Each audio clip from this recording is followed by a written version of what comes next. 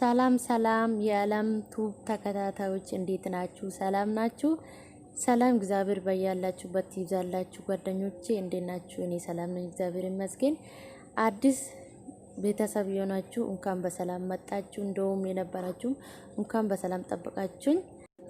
እና ዛሬ አዲስ ነገር ይዤ መጥቻለሁ። እሱ ምንድነው እኔ የተጠቀምኩበት የጠቀመኝና ለውጥ ያዩበት ነው ማለት ነው። ሶስ ሎሚና ስኳር ማለት ነው። እና ለቆዳችን የጠቆረ ቆዳችን ለምሳሌ ብብታችን እንደውም አንገታችንና ጉልበታችን ጥቁር ያለው ማለት ነው በጣም አሪፍ ነው፣ በጣም ያጸዳል። ስለዚህ ሳታቋርጡ ተጠቀሙና በሳምንት ለውጡን ታዋላችሁ ማለት ነው።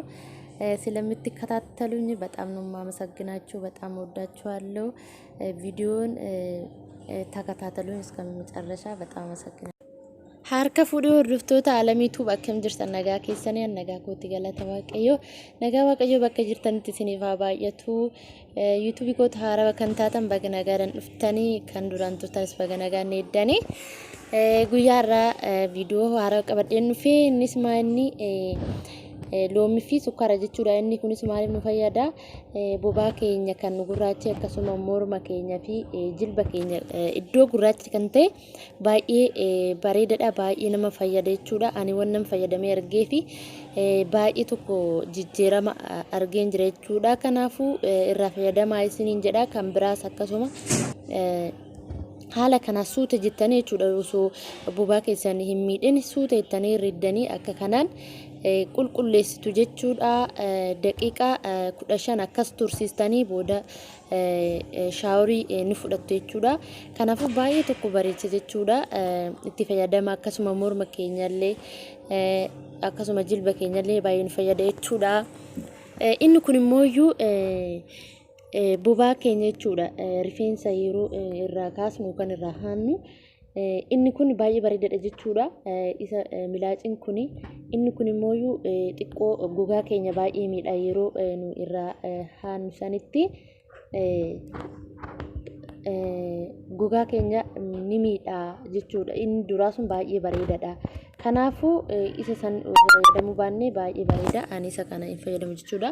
Inni kun immoo baay'ee kanan ani fayyadamu baay'ee gogaa keenyas kan hin miine haaluma salphaadhaan kan kaasuu danda'u jechuudha. Iddoo kamiif fayyadamuu dandeenya. Inni kun maanni kiriimidha jechuudha. Remove hair kan jedhudha. Maarketii kamiyyuu argachuu dandeenya jechuudha. Gatiin isaallee baay'ee salphaadha. Baay'ee waan guddaa miti. Kanaafuu haala kanaan iddoo rifeensaa yoo dibne daqiiqaa 5 kan daqiiqaa 10 turu jechuudha. Bakkumatti kaasa jechuudha. Rifeensa osoo hin turin daqiiqumatti kaasa. Kana booda hin gurraacha ulleedha jechuudha. Iddoon nuti gogaa rifeensa irraa kaasne sun bobaa keenyallee yeroo ta'e haaluma salphaadhaan irrumaa xarannee haaluma kanaan irraa kaasna waan tokko gurraacha usin madaa'usi baay'ee bareedaadha jechuudha. Inni kunis isa kana osoo fayyadamtanii baay'ee bareedaadha jechuudha. Obboleewwan koo kanatti fayyadamaa isiniin video like share subscribe gochuun dagatinaayi.